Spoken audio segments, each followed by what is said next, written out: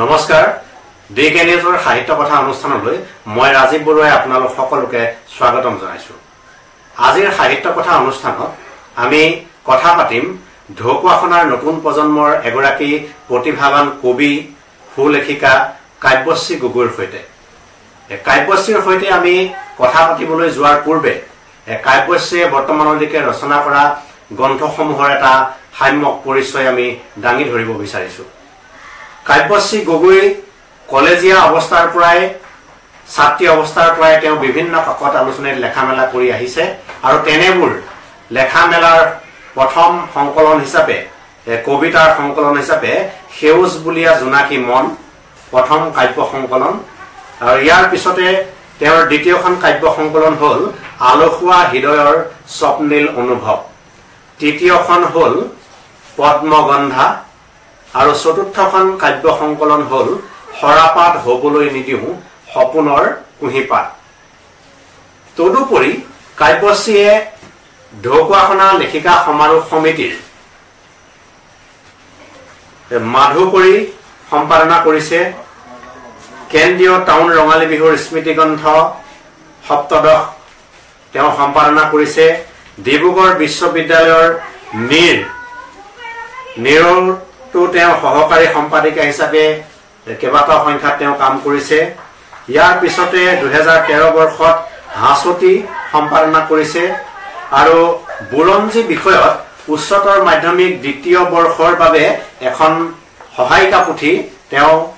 লিখি উলিয়াইছিলে এইখন। আৰু তাৰ উপৰিও তেওঁ লখিমপুৰ জিলা সাহিত্য সভাৰ ঢকুৱাখনাত অনুষ্ঠিত যি 49তম দ্বিবাৰ্ষিক অধিৱেশন লখিমপুৰ জিলা সাহিত্য সভাৰ তাৰ যিখন আলোচনী সেই আলোচনীও সম্পাদনা কৰিছিল। তদুপৰি তেওঁ আমাৰ অসম নিয়মীয়া বাৰ্তাকে আদি কৰি অসমৰ বহুল প্ৰচলিত ভালেকেইখন বাতৰি কাকত আৰু বিভিন্ন আলোচনীত সন্ধালনিকৈ কবিতা লিখি আহিছে। আহক আজি আমি কাব্যশ্ৰীৰ সৈতে কিছু কথা পাতো।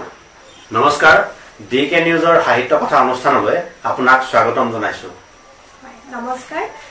ডিকে নিউজৰ ফালৰ পৰা আপোনালোক যেহেতু মোৰ ওচৰলৈ আহিছে আপোনালোকক মই স্বাগতম জনাইছো আৰু লগতে ডিকে নিউজৰ সমূহ দৰ্শকক মোৰ ফালৰ পৰা নমস্কাৰ জনাইছো। আমি প্ৰথমে আপোনাৰ পৰা জানিব বিচাৰিম সাহিত্য চৰ্চাৰ প্ৰতি আপুনি আচলতে কেনেদৰে আকৰ্ষিত হ'ল? এই ক্ষেত্ৰত মই যদি ক'বলৈ যাওঁ তেনেহ'লে মই সৰুৰ পৰা এটা পৰিৱেশ পাইছিলোঁ। মোৰ দেউতাৰ দেউতাক ককা জয়দ্ৰত গগৈ প্ৰয়াত, তেখেত ঢকুৱাখনাৰ এজন মানে সমাজপ্ৰিয় ব্যক্তি আছিলে, তেখেত মুক্তিযোদ্ধাৰো আছিলে আৰু ঠিক তেনেদৰে মোৰ মাৰ দেউতাক প্ৰয়াত মহেন্দ্ৰ বৰুৱা, তেখেতো এজন কৃতি শিক্ষক আছিলে আৰু মই সৌভাগ্যৱান, মই মোৰ দুইজন ককা আৰু দুগৰাকী আইতাক পাইছিলো আৰু তেওঁলোকে সৰুৰ পৰা মোক কিছুমান সাধু কৈছিলে, লোক কাহিনী কৈছিলে আৰু সেই ককা আইতাৰ ফালৰ পৰা সেই সংস্কাৰখিনি থকাৰ কাৰণে হয়তো মোৰ মা দেউতাই মোক এটা সৰুৰ পৰা পৰিৱেশ দিবলৈ যত্ন কৰিছিলে, এটা সুস্থ পৰিৱেশত মই ডাঙৰ হৈছিলো আৰু তেওঁলোকে প্ৰায় মোক কিতাপ আনি দিছিলে, ঘৰৰ পৰা বিভিন্ন কিতাপ আনি দিছিলে আৰু এনেই সময় অপব্যয় কেতিয়াও কৰা নাছিলো। কেতিয়াবা ছবি আঁকিছিলো, কেতিয়াবা গান গাইছিলো, কেতিয়াবা কবিতা আবৃত্তি কৰিছিলো সৰুৰ পৰা আৰু তেনেদৰে আগবাঢ়ি যাওঁতে মোৰ নিজৰ যিবিলাক সপোন, মোৰ যিবিলাক অনুভৱ, সেই অনুভৱবিলাক মই লিখি যাবলৈ চেষ্টা কৰিছিলো আৰু তেনেকৈ আৰম্ভণি হৈছিলে, তেনেকৈ লেখা মেলা আৰম্ভ হৈছিলে। আৰু আমি আৰু জানিব বিচাৰিম যে তোমাৰ প্ৰথম লেখা মেলা তুমি আৰম্ভ কৰিছিলা, তোমাৰ প্ৰথমটো লেখা কবিতা বা চিঠি বা কিবা অনুভৱ কোনখন আলোচনীত প্ৰকাশিত হৈছিলে সেইটো কিবা অনুভৱ মনত আছে? মনত আছে। মই যিহেতু মা দেউতাৰ একমাত্ৰ সন্তান আৰু সেইকাৰণে মই সৰুৰ পৰা মানে অলপ অনুভূতি প্ৰৱণে আছিলো আৰু প্ৰকৃতিৰ যিবিলাক বিষয়বস্তু ধৰি লওক বৰষুণ, গছ, সেউজীয়া,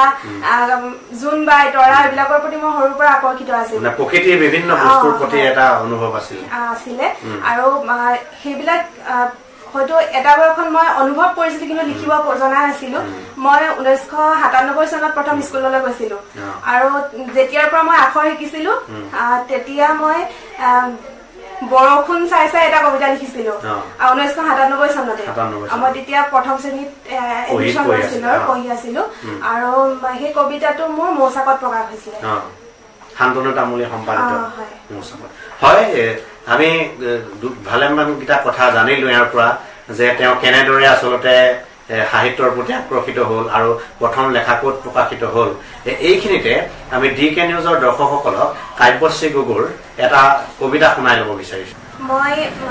মোৰ কবিতা এটা পাঠ কৰিছোঁ কবিতাৰ নাম জয়মতী সপোনতে মই চাবলৈ শিকিলো এখন বিকাল আকাশ সপোন এটাকে বুকুত বান্ধি দিঠকতো মেলি দিলো উদ্বাউল দুহাত মোৰ হিৰৰ ৰঙা নৈখনলৈ চাই আপুনি মিচিকিয়ালে বুকুত হাবতি মই পোহৰ বিচাৰিলো মাদুৰীৰ চঞ্চল উলাহ কাষৰীয়া কৰি আপোন দেশৰ প্ৰেমত পৰিলো আপুনি দেশ আৰু দেশৰ মানুহ ভাল পোৱাৰ বাবে ট্ৰাকৰ টঙালি বান্ধিছোন স্বদেশতে স্বদেশীৰ চলনা ষড়যন্ত্ৰৰ দলিল ৰক্তবৰদীয় ইতিহাস খুলি পেলাইছো ক্ৰমশ প্ৰাচীন দিনলিপি টিংখাঙৰ হাতচৰা বাটচৰাৰ পৰা বৰঘৰ চাংমাইহালৰ ব্যস্ততা আৰু প্ৰেমৰ ৰূপকথা বঙহৰদেউ আপুনি কুশলে আছেতো শিলাময় হৃদয়ৰ কঠিনতাই মৰুভূত কৰিছে মোৰ আকাশ সপোন পৃথিৱী জাতিৰ জোঙাল স্পৰ্শত মইচোন ভালকৈ উশাহেই ল'ব পৰা নাই আপুনি দেশ এৰি যাব নোৱাৰে জেৰেঙাই শ্ৰাধিকাৰ দিব সদায় জীৱনৰ জেৰেঙাতে লাই লেচাই এদিন ডাঙৰ হ'ব হাঁহি আৰু প্ৰেমৰ আকাশ গঢ়িব পৰাকৈ শক্তি আছে আপোনাৰ দেহত মনত বিধৰ্মী খামুচ উফৰাব পৰাকৈ সময়ৰ নতুন সূত্ৰই চূৰ্ণীকৃত কৰিব সকলো চলনা নৈৰাজ্যৰ ভয় লগা ছায়া আঁতৰিব কলা মেঘৰ মাজত ৰামধেনুৰ ৰং সানিব সুখেৰে আৱৰি ৰাখিব দেশৰ মানুহক সপোন ভগাৰ দুখত থমকি নৰব কোনোদিন ভাল পোৱাৰ উত্তাপ আৰু মৃত্যুৰ শীতলতাই গ্ৰাস কৰিলেও বিচ্ছিন্ন কৰিব নোৱাৰে মোৰ সত্তাক সুখত জীয়াই থাকিব লাগিব বঙহৰদেউ আৰু মোৰ আপোন দেশৰ মানুহ ধন্যবাদ এটা অতি সুন্দৰ কবিতা DK নিউজৰ দৰ্শকসকলে শুনিবলৈ পালে এইখিনিতে আমি কাব্যশ্ৰীৰ পৰা আৰু এটা কথা জানিব বিচাৰিম যে আমি গম পালো যে তোমাৰ দুগৰাকী ককা আৰু আইতাৰ অনুপ্ৰেৰণাত তেখেতৰ মুখৰ পৰা শুনা সাধু কথাসমূহে তোমাক সাহিত্যৰ প্ৰতি আকৰ্ষিত কৰিলে তদুপৰি তুমি যেতিয়াৰ পৰা এটা পৈণত অৱস্থা পালা মানে পৈণত কবিতা লিখিবলৈ আৰম্ভ কৰিলা আমাৰ অসম বা তেনে ধৰণৰ যিবিলাক ৰাজ্যিক পৰ্যায়ৰ আলোচনী বা কাকতত কবিতা প্ৰকাশিত হ'ল সেই সময়ত তোমাক লেখা মেলাৰ ক্ষেত্ৰত ঢকুৱাখনাৰ সমাজ জীৱনৰ বা অসম ভিত্তিক অসমৰ সমাজ জীৱনৰ কোন কোন বিশেষ লেখক বুদ্ধিজীৱী বা এনেকুৱা ব্যক্তিৰ অনুপ্ৰেৰণা আছে তোমাৰ জীৱনত মোৰ জীৱনত অনুপ্ৰেৰণা বুলি ক'লে মই প্ৰথমতে মোৰ মা দেউতাৰ কথা ক'ব লাগিব যিহেতু মায়ে মোৰ মাক ফুটুনুফুটু অৱস্থাৰ পৰাই কিছুমান কবিতা মায়ে পঢ়ি দিয়ে আৰু মই মুখস্থ কৰোঁ আৰু তেনেকৈ মই প্ৰথম আবৃত্তি কৰিছিলোঁ বা পঢ়িছিলোঁ শিকিছিলোঁ আৰু সেইটো সময়ত মই বক্তৃতা দিছিলোঁ আৰু সেই মায়ে তেতিয়া বক্তৃতাবিলাক খুব সহজ ভাষাত লিখি দিয়ে তেওঁ পঢ়ি দিয়ে আৰু মোৰ মনত ৰৈ যায় তেনেকৈ এটা অভ্যাস গঢ় লৈ উঠিছিলে আৰু মোৰ মায়ে বহুত কষ্ট কৰিছে মোৰ কাৰণে প্ৰথমতে মই মাৰ কথা ক'বই লাগিব আৰু মোৰ দেউতাই সৰুৰ পৰাই কিছুমান কিতাপ আনি দিছিলে সেইটো কৈছোৱে মই আৰু এনেকুৱা এটা পৰিৱেশ সাজ পাইছিলোঁ ধৰি লওক কিবা এটা বিশেষ উৎসৱ বা নতুন বছৰে হওক বা কৰবাত মই যদি কিবা পুৰস্কাৰ এটা পাওঁ সেইটো মোক মানে এখন কিতাপ আনি দিছিলে তাত লিখি দিছিলে মোক মানে এই পুৰস্কাৰটো পোৱাৰ কাৰণে তোমাক মোৰ ফালৰ পৰা এইটো উপহাৰ দিছো তেনেকুৱা ধৰণৰ এটা পৰিৱেশ পাইছিলোঁ আৰু তাৰ লগতে অসমৰ সাহিত্য জগতৰ কথা ক'বলৈ গ'লে মই প্ৰথমতে নগেন শইকীয়া ছাৰৰ কথা ক'ব লাগিব মই বৰদেউতা বুলিয়ে কওঁ তেখেতে মোক এটা সময়ত বহুত বেছি অনুপ্ৰেৰণা দিছিলে সাহস দিছিলে আৰু সেই সময়ত কলেজত থকা সময়ত ডিব্ৰুগড় অনাতাঁৰ কেন্দ্ৰৰ কাৰ্তিক সূত্ৰধৰ তেখেতেও মানে সেই অনুষ্ঠানবিলাকলৈ মাতি কবিতাৰ অনুষ্ঠান ৰেডিঅ'ত হ'লে তালৈ মাতি উৎসাহ অনুপ্ৰেৰণা দিছিলে নলিনীধৰ ভট্টাচাৰ্য দেৱক লগ পাইছিলোঁ তেখেতেও বহুত সাহস দিছিলে আনন্দ বৰমুদৈ ছাৰৰ কথা ক'ব লাগিব আৰু ডিব্ৰুগড় বিশ্ববিদ্যালয়ৰ পল্লৱী গুজৰ বৰুৱা বাইদেউ এতিয়াও যথেষ্ট সাহস দি অনুপ্ৰেৰণা দি থাকে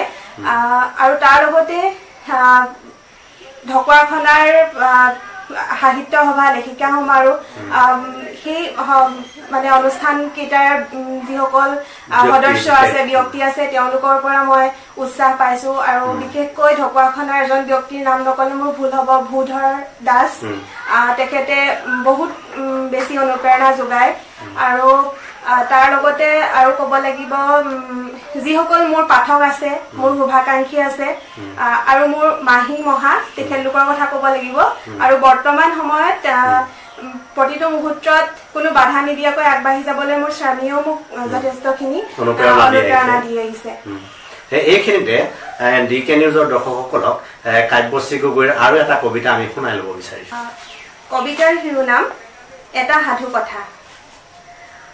আচহুৱা সময়ৰ গাত আউজি নাথাকি বিফুল তৰা চকু কাণ নাক নথকা সময় গাৰ নোমৰ মাজতে থকা কোনডাল নহতৰো চিনি জানো পাবি ফুলতৰাই জোনাকত খোজকাঢ়ে